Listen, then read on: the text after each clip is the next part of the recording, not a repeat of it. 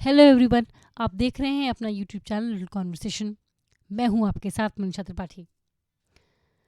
Supriya Chakraborty, also known as Supriyo and Abhay Dang versus union of India through its secretary, ministry of law and justice and others. इसमें 5 जजेस की bench ने 20 connected cases सुने by 52 petitioners और फैसला ये था कि मैरिज एक फंडामेंटल राइट नहीं है। LGBTQ कम्युनिटी को फैमिली एस्टैब्लिश करने के लिए और शादी करने के लिए राइट्स डिनाई कर दिए गए। जो पिटिशनर्स थे उनकी मांग ये थी कि स्पेशल मैरिज एक्ट SMA को जेंडर न्यूट्रल कर दिया जाए। स्पेशल मैरिज एक्ट 1954 एक ऐसा इंडियन पार्लियामेंट का एक्ट है जो प्रोविजंस प्रोवाइड करता है for civil marriage for Indian nationals and for Indians and Indian nationals living in foreign, irrespective of the faith and religion followed by either party।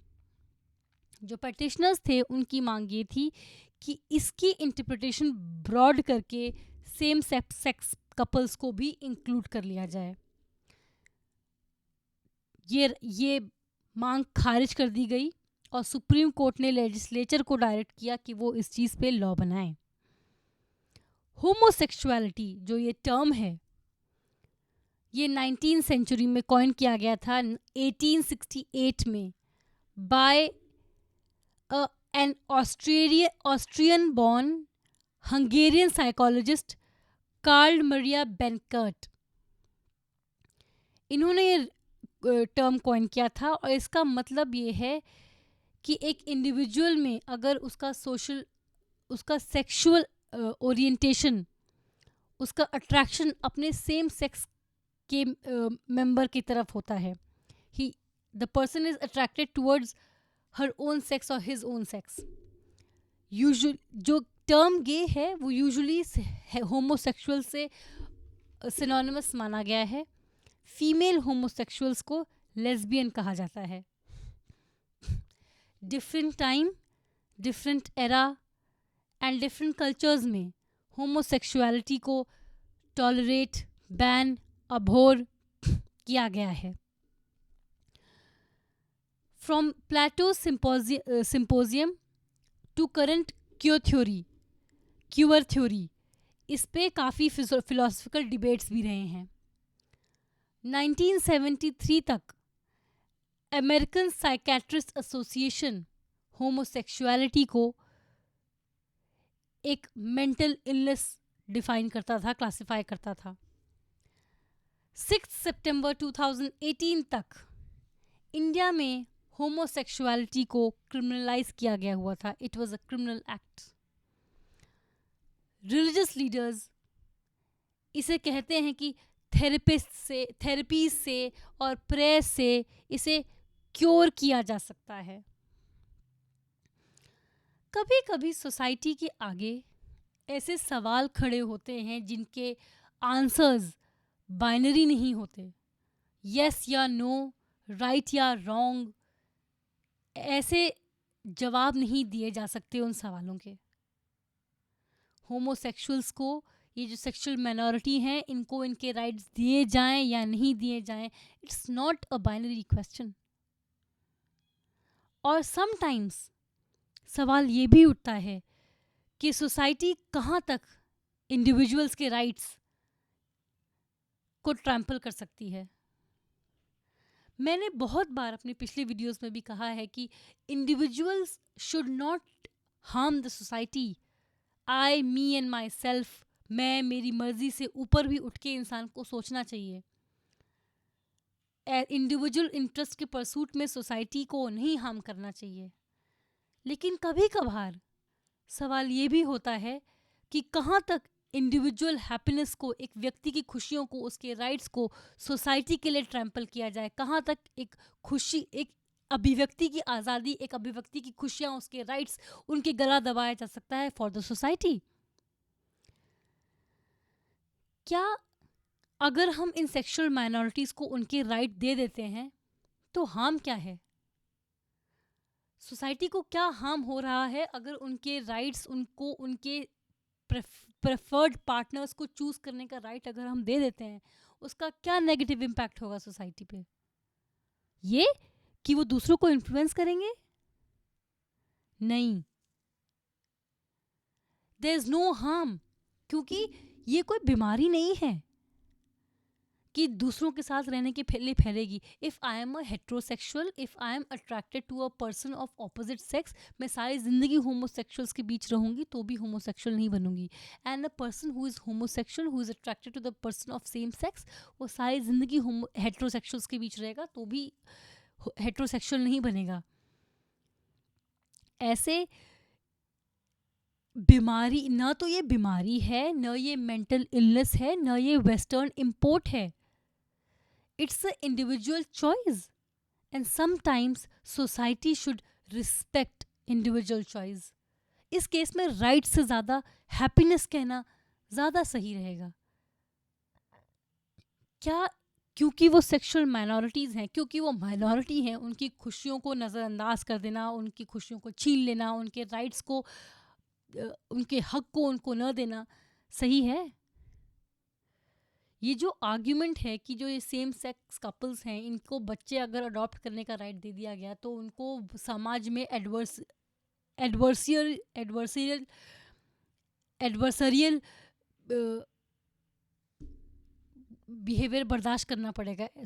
जो society है उन्हें society की adversity face करनी पड़ेगी, ये कहा जाता है। इसलिए लोग विरोध कर रहे हैं कि इनको फैमिली इस्टेब्लिश करने का, चाइल्ड अडॉप्ट करने का राइट न दिया जाए।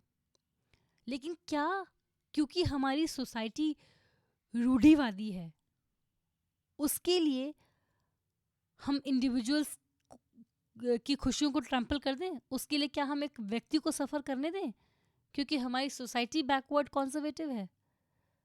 सोसाइटी का क्या है, वो तो तलाक पे भी उंगली उठाती है। वो तो तलाकशुदा लोगों पे, सिंगल पेरेंट्स के बच्चों के, तलाकशुदा लोगों के जो बच्चे होते हैं उनके बच्चों पे, इंटर कास्ट मैरिज पे, इंटर क्लास मैरिज पे, इंटर फेथ मैरिज पे, सब पे उंगली उठाती है। एक ज़माने पे विडो रीमैरिज पे भी उंगली उठाती थी। एक ज़माने पे जब घर से लड़कियां नौकरी करने जाती थी, इस बात पे भी उंगली उठाती थी। लड़कियां जब देर से घर आती हैं, इस बात पे भी उंगली उठाती है। कभी ये सोसाइटी चाइल्ड मैरिज को अलाउ करती थी, कभी यहाँ पे गर्ल चाइल्ड को न पढ़ाया जाए इस बात को अलाउ करती थी, लड़कियों को गर्भ में मार दिया जाए इस बात पे भी अलाउ करती थी। हमेशा से जो चलता आ रहा है वो गलत है ये ज़रूरी नहीं है, लेकिन जो हमेशा से चलता आ रहा है क्या वो सही है ऐसा भी ज़रूरी नहीं है। क्योंकि ऐसा चलता आ रहा है तो उसको वैसे ही चलने दे, ये ठीक नहीं है, स्पेशली अगर किसी की खुशियाँ उसमें हार्म हो रही हैं। यस, सोसाइटी का इंटरेस्ट लार्जर इंटरेस्ट होता है, लेकिन समटाइम्स सोसाइटी से ये सवाल पूछे जाना चाहिए कि क्या सोसाइटी की कोई रिस्पॉन्सिबिलिटी नहीं है, जिम्मेदारी नहीं है अपने इंडिविजुअल्स की तरफ, उन लोगों के प्रति जो सोसाइटी में रहते हैं।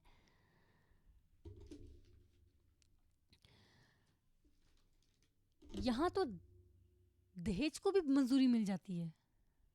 कभी कभार सोसाइटी को बदलना पड़ता है वक्त की डिमांड के साथ साथ, और ये एक ऐसा ही केस है जहाँ सोसाइटी को वक्त के लिए बदलना पड़ेगा। वक्त की जो डिमांड है, जो समय की डिमांड है, उसके लिए बदलना पड़ेगा,